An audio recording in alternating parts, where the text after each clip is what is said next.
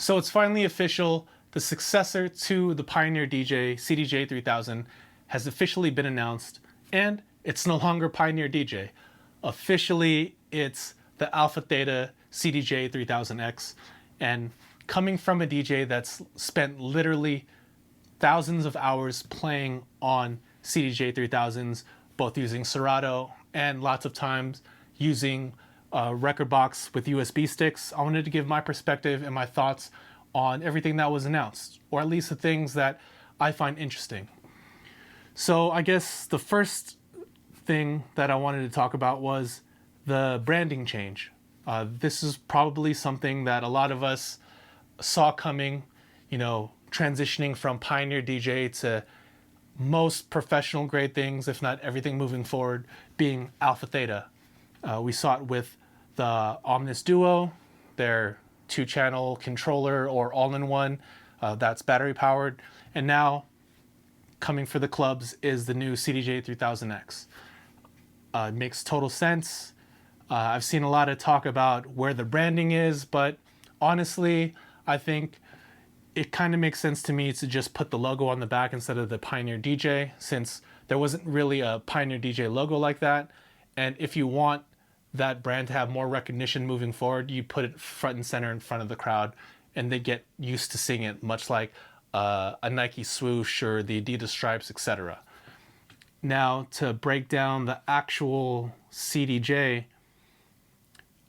I know there was a lot of features and changes that people wanted in this new iteration of the CDJ, but much like all the previous CDJs in the past, you have to think that because there's such a long tradition of DJs being used to using this piece of gear, that they can't change a lot of it at once.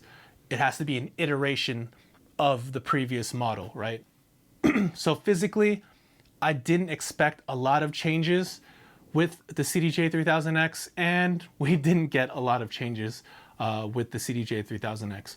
Most notably, they've finally ditched the SD cards being compatible with the flagship players.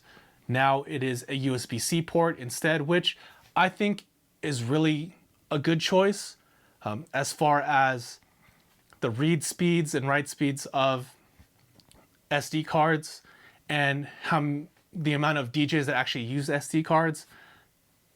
With USB-C, you get so much more data transfer capability, and with most computers now moving strictly to USB-C, it only makes sense to have a USB-C compatible flash drive, being able to be used with the CDJ. As far as like myself, like if I turn around here, like my USB flash drive of choice is the DJ Tech Tools one, and that's because it has USB-C on one side. I don't know if that's focusing. Do I have to block my face? And then it has, the regular USB on the other side. And this was really handy because of my computer. I didn't have to bring a dongle. I could just, pop this into my computer, flip it around, and pop this into the CDJ. Now with the CDJ-3000X, the possibility of having faster USB sticks because they're just USB-C is going to be a plus in the future. This is something that I think is really, looking into the future, maybe a couple years down the line, since these pieces of gear last for, 4 to 5 years before they come out with another one. It makes sense to plan for the future like that.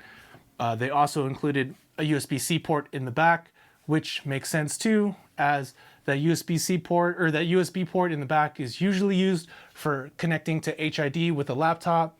And now you don't have to buy different cables. Buying a USB-C to USB-C cable is a lot cheaper than having to buy, a USB-B to USB-C cable that a lot of us have had to buy in the past a couple of years since moving to laptops with USB-C. And besides that change, I think the only other real big change is the NFC tap at the front of the CDJ. Now with the 3000, they ditched the CD drive completely, so it was kind of an empty space. Now you have connectivity to your phone, to access your streaming services, which I think is really nice. It's a lot less cumbersome, at least in theory. I haven't gotten a chance to play with the 3000Xs yet, but it's a lot less cumbersome to just tap your phone in the front to log into all your cloud services instead of having to plug in a USB drive into the port on the top of the CDJ and logging in, making it a lot more seamless. And I think this is, again, forward thinking. Once internet in clubs hopefully becomes more of a standard, you'll be able to access your entire library on Rekordbox if you have the creative plan, or your streaming services. Right now you have Tidal or Beatport, and I'm sure the other ones such as Apple Music and BeatSource are on the way.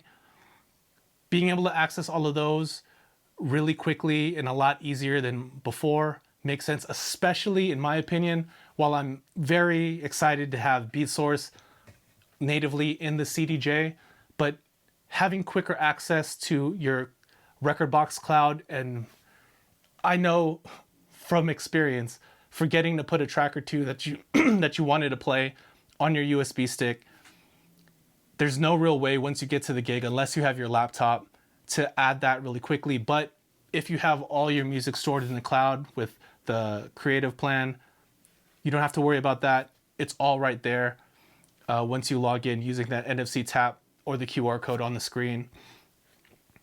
And also with that, the inclusion of the new global tag list is a huge feature in my opinion. I think this is one of the most important features of this CDJ-3000X, is the fact that not only can you add songs in your library to the tag list, but songs from streaming services, including Creative Cloud, in the tag list.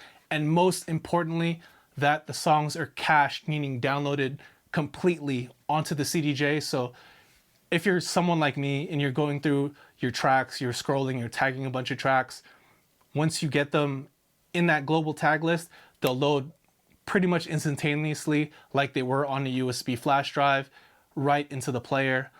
And also, if you lose internet, because they're cached on the CDJ, you don't have to worry about that track not being able to be played. It's all stored there. That's a really great feature. And, I got to give my props to Alpha Theta for including that and thinking forward into the future as far as cloud and streaming services in the DJ realm are concerned. Now, another big feature that I think a lot of DJs are going to appreciate, especially DJs that are, coming from Serato and wanting to try out Rekordbox on sticks, is the fact that they finally, after all these years, included gate queue into the CDJ for the hot cues. Now, if you've used CDJs with sticks before, you know that when you hit a hot cue, the song just starts playing. Unlike in Serato, if the deck is paused and you hit a hot cue, it'll only play as long as that cue point is held down. This was a little bit of a learning curve for me, coming from using Serato for such a long time to playing on sticks, and now having the option to turn it on and turn it off to have it play like how I'm used to. If I'm a new DJ going from Serato to Rekordbox, can be helpful when making that transition. So I truly appreciate that they added that feature. Another thing that was talked about in the Crossfader video is that in an upcoming firmware, you'll actually be able to create playlists on the player and add tracks to it and move tracks around. Currently, you can only kind of reorder tracks in a playlist on the CDJ, but the ability to actually create playlists on the fly and make them without having to have your computer plugging in the USB drive and making that playlist, exporting it, it really speeds up that process, especially if you're like me and you're practicing at home on sticks and you come up with an idea for a playlist. Having to stop and think about that and go back to the computer to create that playlist and put those songs in order, doing the export, bringing it back to the CDJ, all of that's gone now. Well, once that firmware update happens. And that also shows that Pioneer DJ has plans for other features in the CDJ moving forward, which I'm really excited about. Much like the original CDJ-3000, they added things along that 5-year period that it was out, and it was the flagship player. So I'm hopeful that they add even more features besides the creating a playlist and editing a playlist moving forward. And one thing I just remembered that I forgot, another huge update, probably the second biggest update in my opinion right now, is the addition of Wi-Fi to the CDJ. This is something that was really missing in the last generation, and it felt like a total miss with the 3000 that it really should have been added in. I get that the infrastructure for using Wi-Fi with the CDJ and all the cloud services really wasn't there completely when the 3000 came out, but now in 2025 it definitely feels like a must for all of their gear moving forward, and I'm glad it's included. Currently it doesn't have that much functionality besides accessing cloud services like Beatport or your Creative Cloud, but I could see this being a bigger part of the CDJ ecosystem moving forward. What I would love to see is the ability to, instead of depending on a club's Wi-Fi, when you use that NFC tap in the front, it connects to your phone and it can use the 5G or whatever version of 5G we have in the future moving forward, to use that as internet to access all of your tracks. Because as we know, right now there isn't much internet in most DJ booths, but in a lot of DJ booths we still have cell signal. So if that's an option, that in conjunction with the global tag list, I could see a lot more DJs at least starting to use cloud services with the CDJs, and hopefully it just opens the door to more kind of accessibility and just more DJs not just depending on the cloud, but trusting the cloud enough to at least use it in parts of their set, if not all of their set moving forward. Now, the big miss that I think a lot of people were really hoping for was the addition of stems in the CDJ, and currently it's just not a feature. And personally, I wasn't surprised that there wasn't stems included in the CDJ. If you look at what Alpha Theta and Pioneer DJ have done so far with stems, their stems technology in the Rekordbox DJ computer software is far behind everyone else's. And you got to think of Alpha Theta much like an Apple, where they want to iterate on new features when it's matured and they got it right. So not including it right now makes total sense.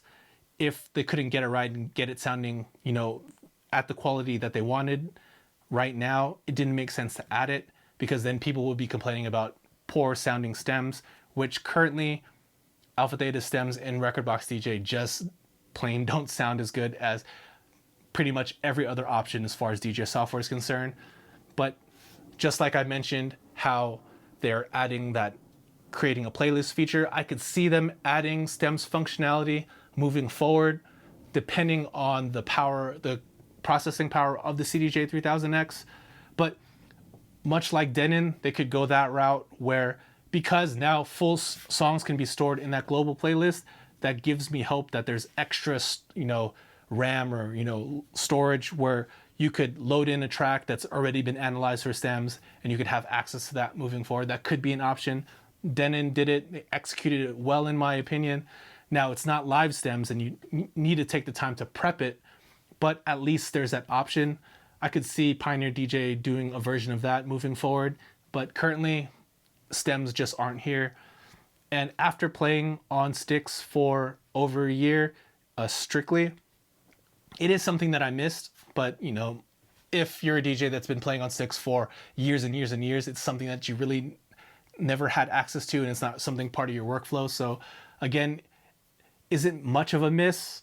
That's debatable depending on how reliant you are on stems. The other kind of miss, in my opinion, is at least make an announcement on the durability of something other than just the cue and the play pause button. I'm glad those have been improved. While those have failed on some of the CDJs that I've played on, and I've played on dozens of CDJ-3000s, the number one culprits usually are the hot cue buttons, just because they get used a lot more for a lot of DJs than the play and the cue button. I'm hoping that those buttons have been improved as well. I haven't seen anything officially announced about it. On the other hand, I'm also hopeful that with the new platter that and jog wheel, that they've improved the durability on that. I know they've improved the tension on it, which is really nice, as I'm someone that likes to have my jog wheels a little bit tighter than what the CDJ-3000, the original CDJ-3000s had previously. I like the feel of the tension on the 2000s. At least I could get a really tight feeling to a really loose one. And I'm glad to see that back on the 3000X. Time will tell, how well they'll last, and time will also tell, if that feel is similar to the 2000s, which I really, really hope it is. Besides that, I mean, initially there isn't that much difference, but that makes total sense to me because of the whole iteration from, the last generation, and you want people to be able to play on the new player and feel comfortable coming from a previous player. The one big elephant in the room for me particularly is the beat jump functionality.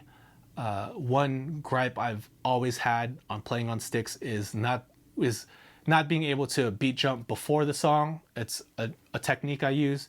If you're familiar with record box and sticks, you can only beat jump to the very beginning of the song. So say you're on that first bar and you want to beat jump 4 bars back, it just didn't let you.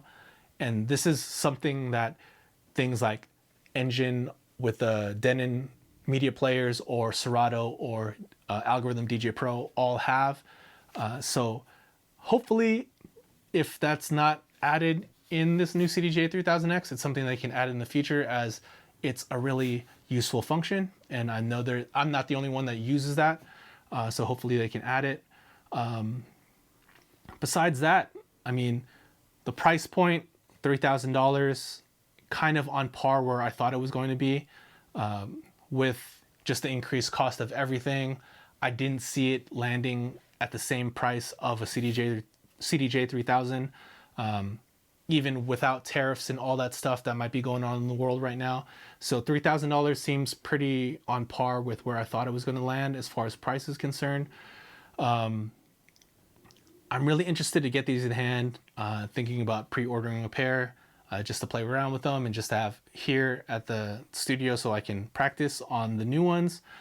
Now, I'm really curious to see how quickly these get picked up by a lot of like the major clubs and the major venues. I remember when the 3000s first came out, it took a little while for, a lot of clubs to move from the 2000 Nexus 2s to the 3000s. A lot of that had to do with the availability of the 3000s. They were kind of hard to get just because of, pandemic and getting all the pieces to actually make the CDJ. So hopefully there's a lot of them on the market when they first come out, unlike the previous 3000s.